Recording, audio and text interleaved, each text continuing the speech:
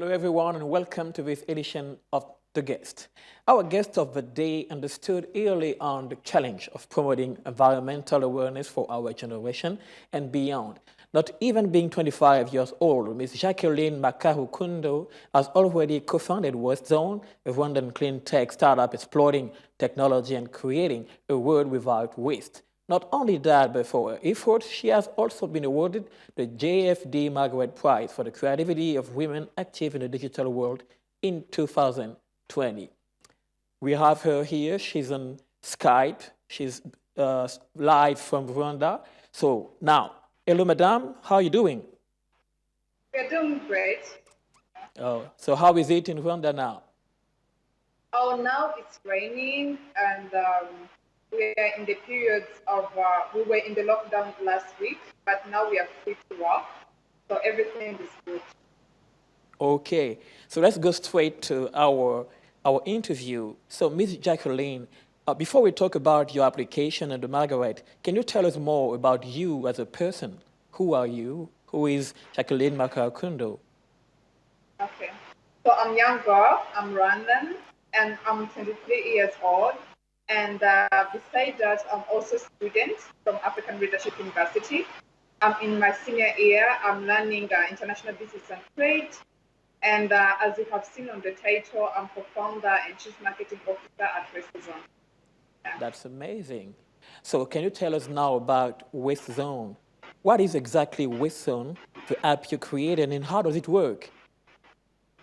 So Waste.zone is application software which connect waste recycling and waste producers, where they are able to sell between among them electronic waste.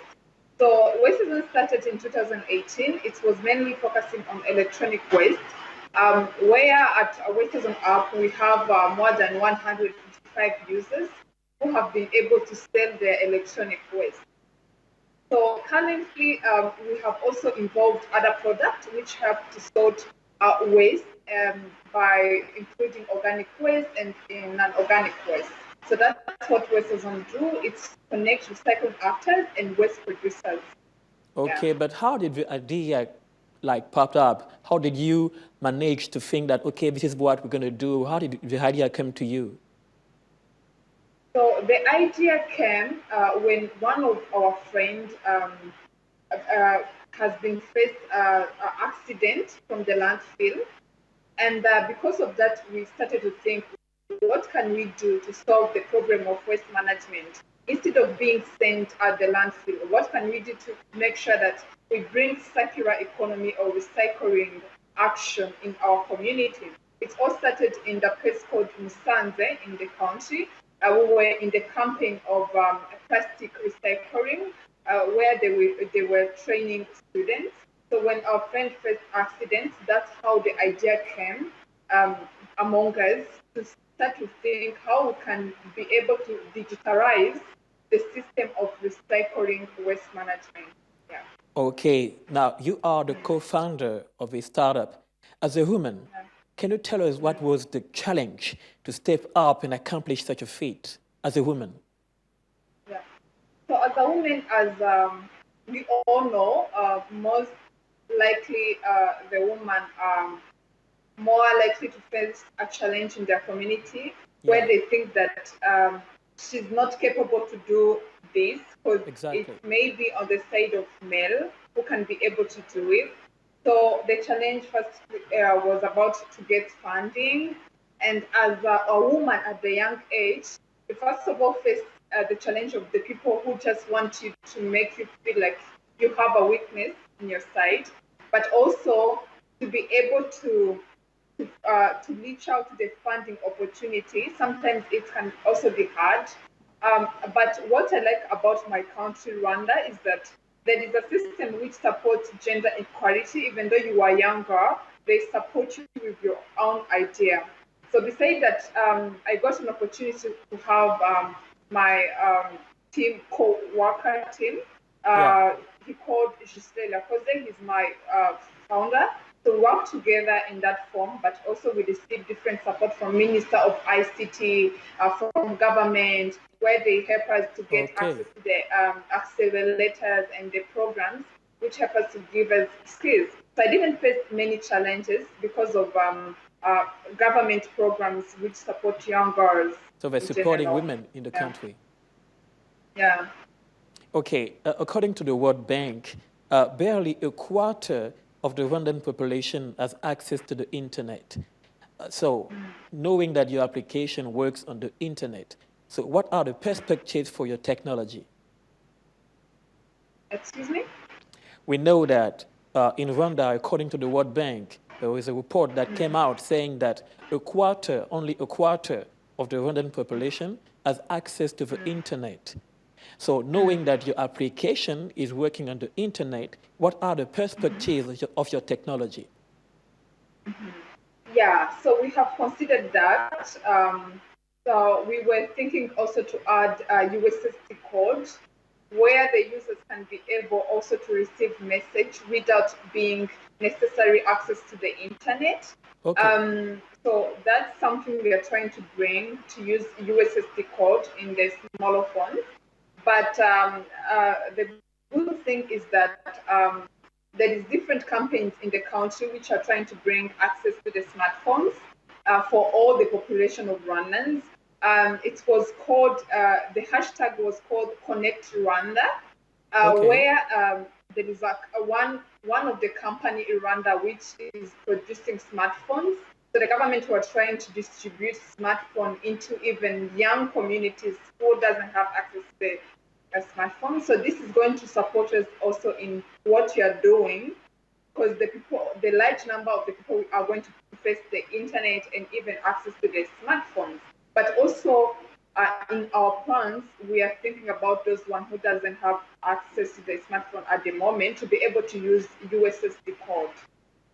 Okay. Now we know you are about to expand in Rwanda, especially, but do you have plans to also expand your brand in Africa, maybe in Gabon here, for instance? Yeah, we are thinking about expanding, starting from East Africa, because that's where we are currently around. But first of all, want to see how we can expand the market in Rwanda, and by that moment, we will be able also to expand in other countries where there is an opportunity to work. Yeah. Okay, that's amazing. Now, I want us to talk about the Margaret Price 2020, initiated by the JFD, or Journée de la Femme Digitale. You were named the African Digital Woman of the Year. How does it feel to be ranked that high in the entrepreneur world? Oh my God, this was a great opportunity. I really received so many opportunities after that. I have been receiving contact from Francophonie organization. They contacted me about telling me that they can be able to support me to reach out in different countries, French countries. And this was also amazing. I have been receiving different calls from venture capitalists, venture angels. And beside that, I also received scholarship from all the environmental organizations, which also accepted to support our work. This is amazing things. And I also received an award to attend One Young World in Germany. And I received so many opportunities, which makes me really access to the media, so it opened marketing. many doors for you. Yeah. So I really received so many opportunities after the Margaret Award, so many contacts from higher people who really have connection. So it was really amazing opportunity for me. Yeah. Okay, so now having already achieved that much at such a young age, we know you are 23 right now. How do you think you can help young African women like you on this entrepreneurial path? How can you motivate them? What can you tell them? Yeah. I wouldn't say that I have already achieved everything. I still think I have a long process and so much things to do. But what I can say is that it's really good to really get time to listen to our young girls. Young girls in African community, they still face so many challenges. First of all, starting from our families, where those people we live with, uh, they don't really get time to listen to them. And I know many girls, they have many future responsibilities, like being a mom. Your society expecting you to marry at young age, Yeah, while you also still think like you still have a lot to achieve. You still want to be financially stable. You still want to be independent instead of dependent to your married man. So all of this mental or myth or the way. So I think what's really important is to give girls access to the education, access to all the opportunities as our brothers and male has access to all of those opportunities, and even to let girls be the ones to prepare for their own future instead of families think that they are the ones to be involved in their girls' future. So I think that's what's really more yeah, important and what's really needed to change in the mindset the of our mindset. families and our communities in general. Yeah. Exactly.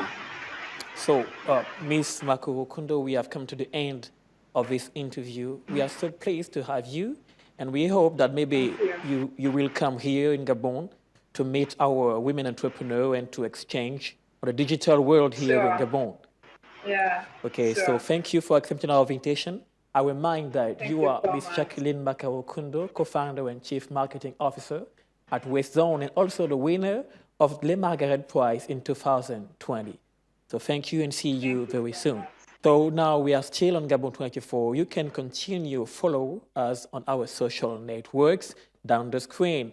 And just remind that COVID-19 is not over yet. We have to still follow the barrier gestures for your health and for your loved ones. So thank you, goodbye, and goodbye, Miss Margaret, Miss Jacqueline Makarakundo. Thank you.